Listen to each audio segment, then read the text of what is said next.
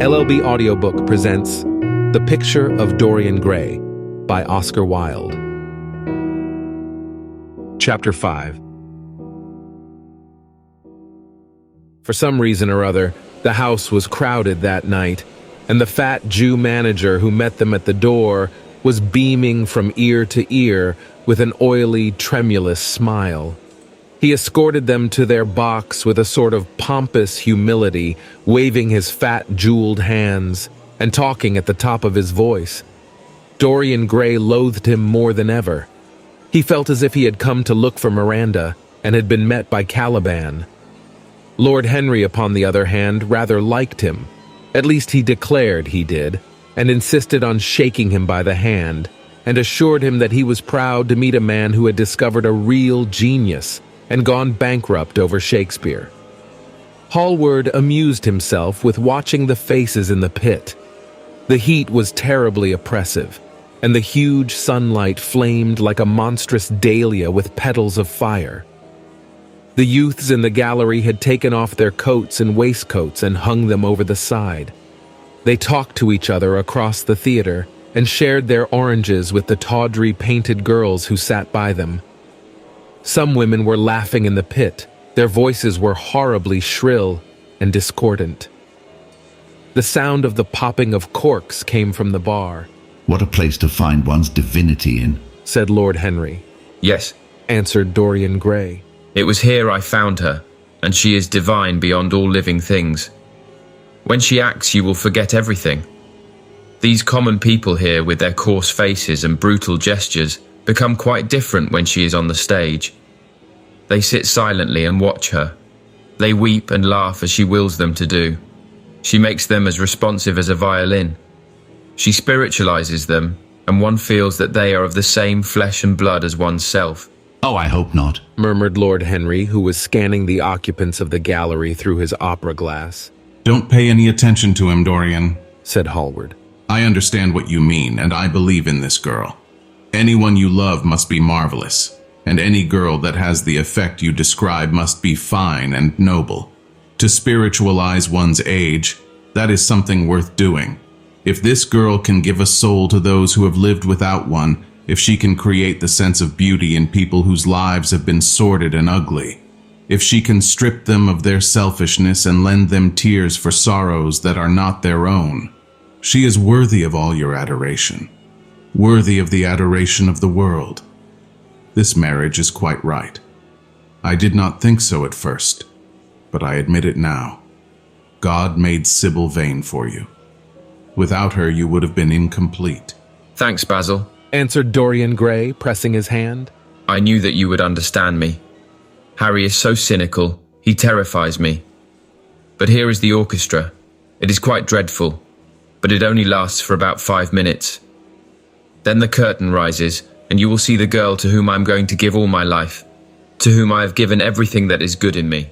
A quarter of an hour afterwards, amidst an extraordinary turmoil of applause, Sybil Vane stepped onto the stage. Yes, she was certainly lovely to look at. One of the loveliest creatures, Lord Henry thought, that he had ever seen. There was something of the fawn in her shy grace and startled eyes.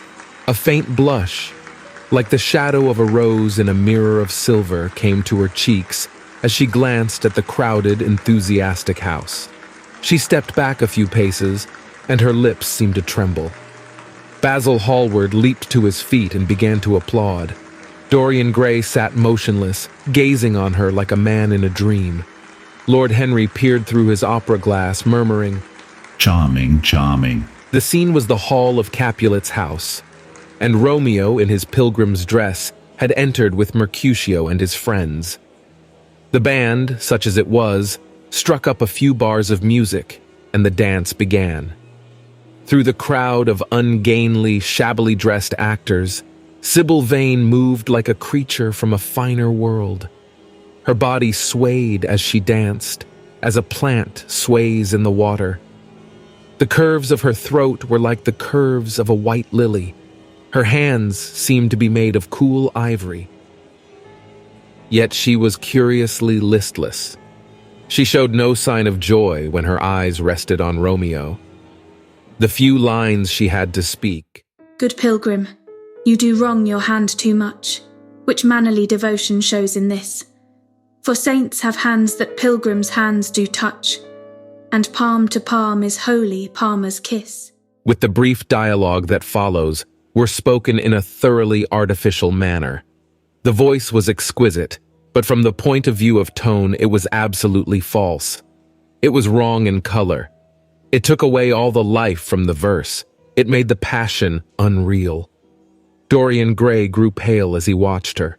Neither of his friends dared to say anything to him. She seemed to them to be absolutely incompetent. They were horribly disappointed. Yet they felt that the true test of any Juliet is the balcony scene of the second act. They waited for that. If she failed there was nothing in her. She looked charming as she came out in the moonlight. That could not be denied. But the staginess of her acting was unbearable and grew worse as she went on. Her gestures became absurdly artificial. She overemphasized everything that she had to say. The beautiful passage? Thou knowest the mask of night is on my face. Else would a maiden blush bepaint my cheek for that which thou hast heard me speak tonight. Was declaimed with the painful precision of a schoolgirl who has been taught to recite by some second-rate professor of elocution. When she leaned over the balcony and came to those wonderful lines, Although I joy in thee, I have no joy of this contract tonight. It is too rash, too unadvised, too sudden, too like the lightning which doth cease to be ere one can say, it lightens, sweet good night. This bud of love by summer's ripening breath may prove a beauteous flower when next we meet. She spoke the words as if they conveyed no meaning to her. It was not nervousness. Indeed, so far from being nervous, she seemed absolutely self-contained. It was simply bad art. She was a complete failure. Even the common, uneducated audience of the pit and gallery lost their interest in the play. They got restless and began to talk loudly and to whistle. The Jew manager, who was standing at the back of the dress circle, stamped and swore with rage. The only person unmoved was the girl herself. When the second act was over, there came a storm of hisses, and Lord Henry got up from his chair and put on his coat. She is quite beautiful, Dorian, He said, but she can't act. Let us go. I'm going to see the play through, answered the lad in a hard, bitter voice. I'm awfully sorry that I have made you waste an evening, Harry. I apologize to both of you. My dear Dorian, I should think Miss Vane was ill. Interrupted Hallward. We will come some other night. I wish she was ill, He rejoined. but she seems to me to be simply callous and cold. She has entirely altered. Last night she was a great artist. Tonight she is merely a commonplace, mediocre actress. Don't talk like that about anyone you love, Dorian. Love is a more wonderful thing than art. They are both simply forms of imitation. Murmured Lord Henry. But do let us go. Dorian, you must not stay here any longer. It is not good for one's morals to see bad acting. Besides, I don't suppose you will want your wife to act, so what does it matter if she plays Juliet like a wooden doll? She is very lovely, and if she knows as little about life as she does about acting, she will be a delightful experience. There are only two kinds of people who are really fascinating. People who know absolutely everything, and people who know absolutely nothing. Good heavens, my dear boy, don't look so tragic. The secret of remaining young is never to have an emotion that is unbecoming. Come to the club with Basil and myself.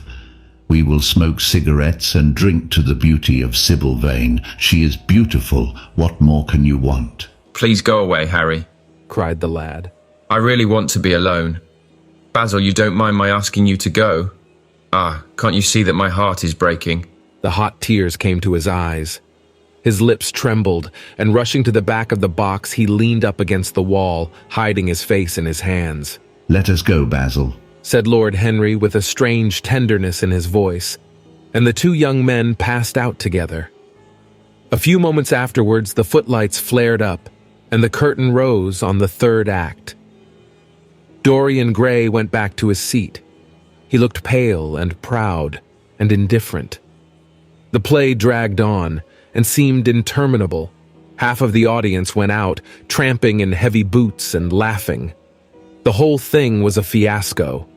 The last act was played to almost empty benches. As soon as it was over, Dorian Gray rushed behind the scenes into the green room. The girl was standing alone there, with a look of triumph on her face. Her eyes were lit with an exquisite fire. There was a radiance about her. Her parted lips were smiling over some secret of their own. When he entered, she looked at him, and an expression of infinite joy came over her. How badly I acted tonight, Dorian, she cried. Horribly. He answered, gazing at her in amazement. Horribly. It was dreadful. Are you ill? You have no idea what it was. You have no idea what I suffered. The girl smiled. Dorian, she answered, lingering over his name with long-drawn music in her voice, as though it were sweeter than honey to the red petals of her lips. Dorian, you should have understood. But you understand now, don't you? Understand what? He asked angrily. Why I was so bad tonight. Why I shall always be bad. Why I shall never act well again. He shrugged his shoulders. You are ill, I suppose. When you are ill, you shouldn't act. You make yourself ridiculous. My friends were bored. I was bored. She seemed not to listen to him. She was transfigured with joy. An ecstasy of happiness dominated her. Dorian, Dorian, she cried. Before I knew you, acting was the one reality of my life.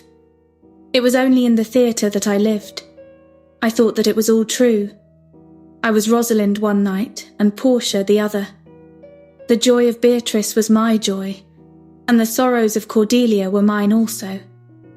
I believed in everything. The common people who acted with me seemed to me to be godlike. The painted scenes were my world. I knew nothing but shadows, and I thought them real. You came, oh my beautiful love, and you freed my soul from prison.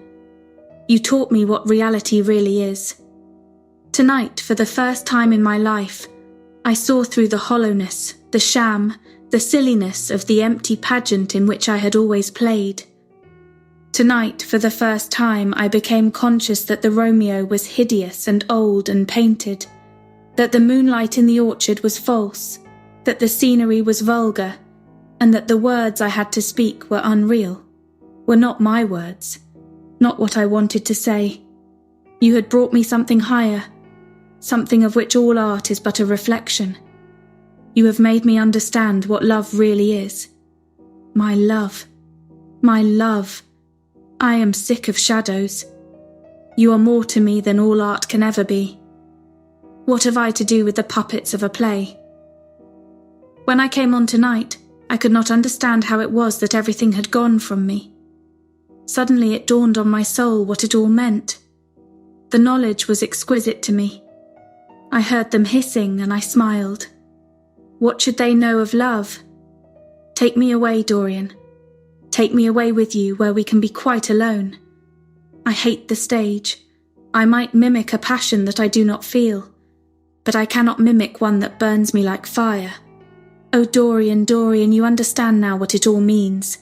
Even if I could do it, it would be profanation for me to play at being in love. You have made me see that. He flung himself down on the sofa and turned away his face. You have killed my love, he muttered. She looked at him in wonder and laughed. He made no answer.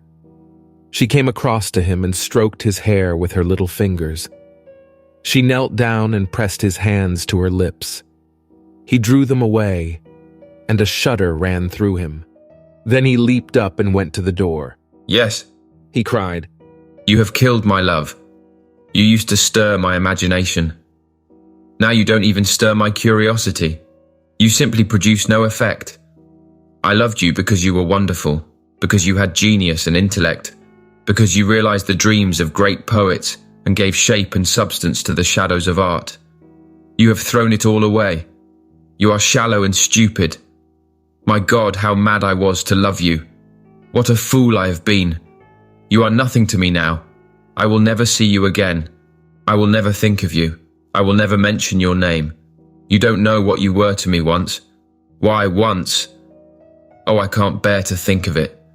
I wish I had never laid eyes upon you. You have spoiled the romance of my life.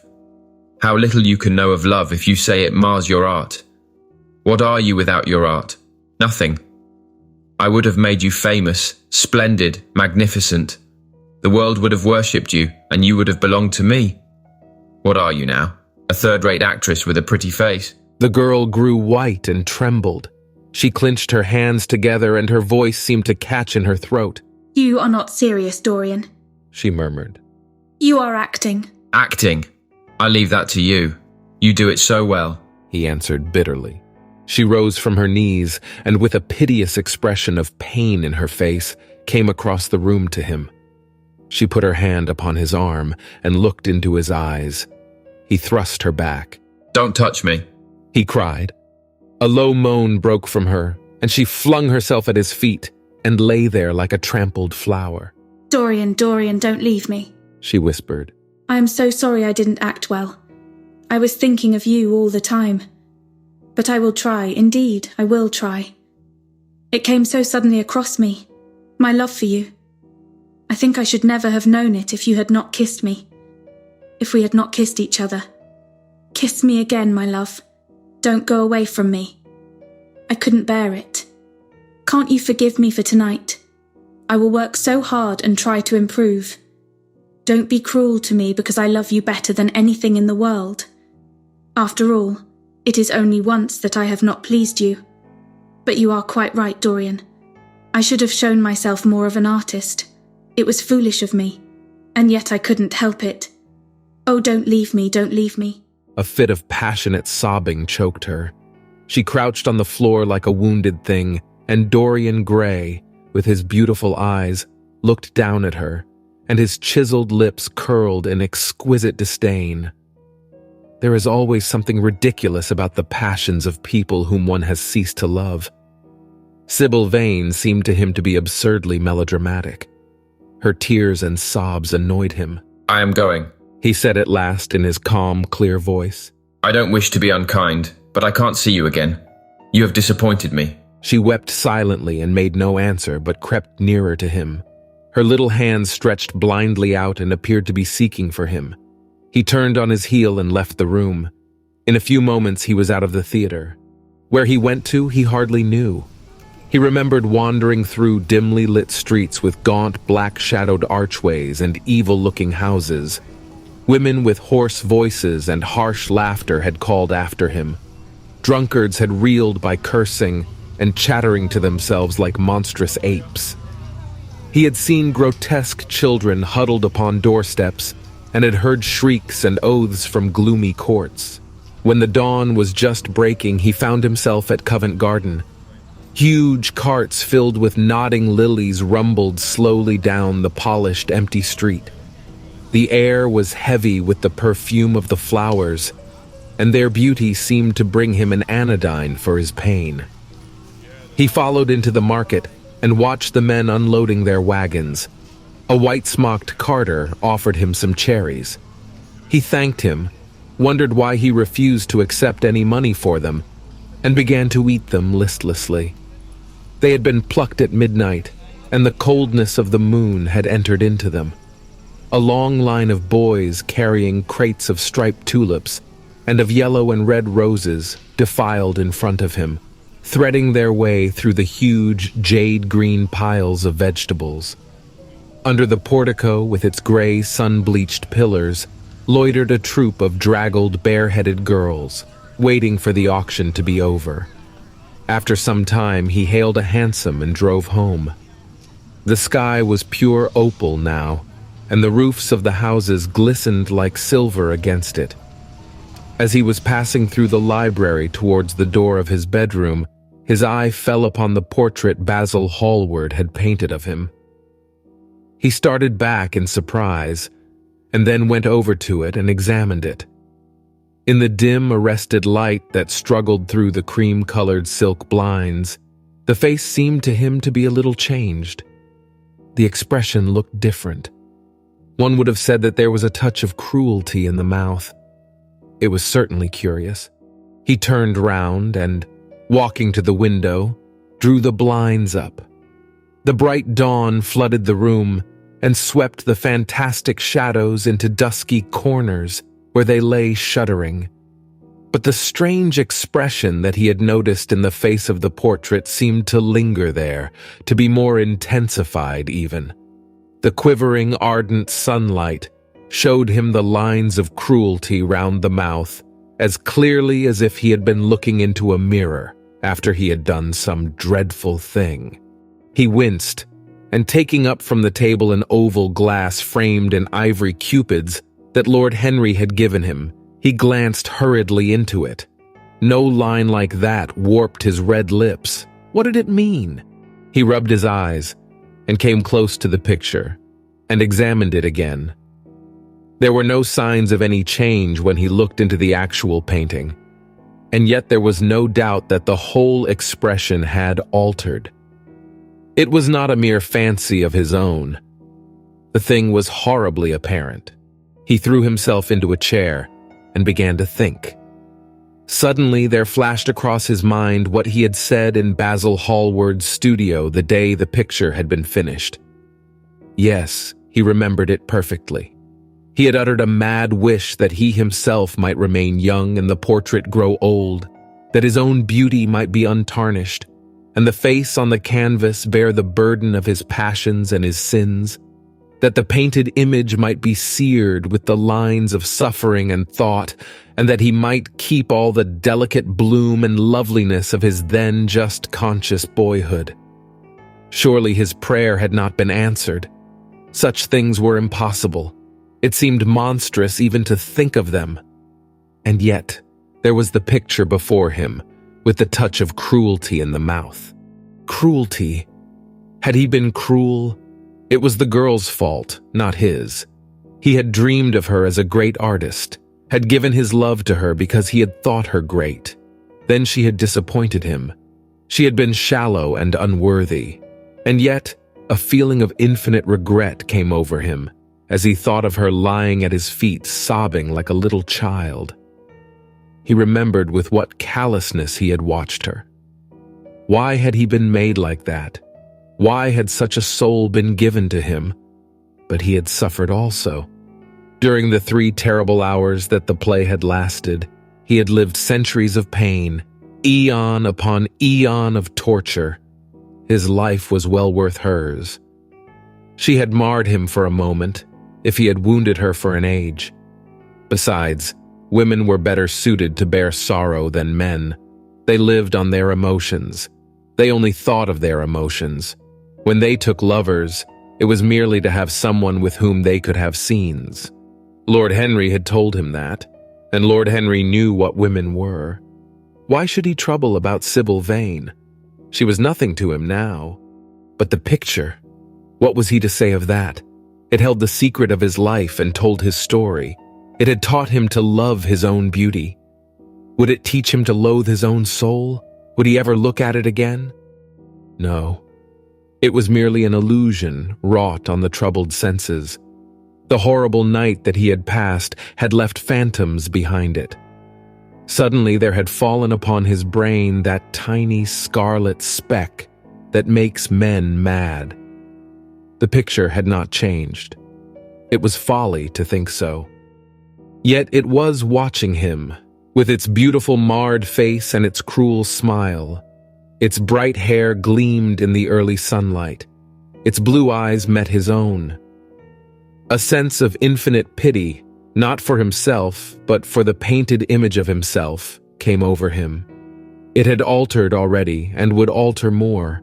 Its gold would wither into gray. Its red and white roses would die.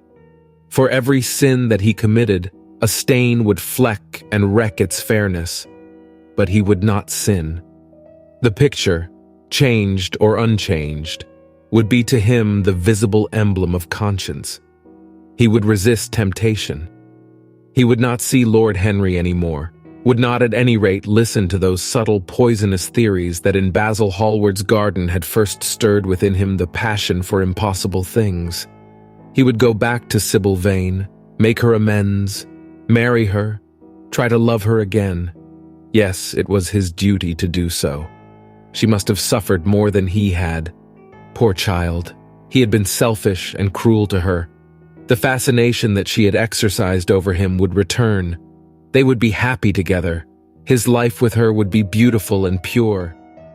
He got up from his chair and drew a large screen right in front of the portrait, shuddering as he glanced at it. How horrible, he murmured to himself, and he walked across to the window and opened it. When he stepped out on the grass, he drew a deep breath. The fresh morning air seemed to drive away all his somber passions. He thought only of Sybil Vane. A faint echo of his love came back to him. He repeated her name over and over again. The birds that were singing in the dew-drenched garden seemed to be telling the flowers about her.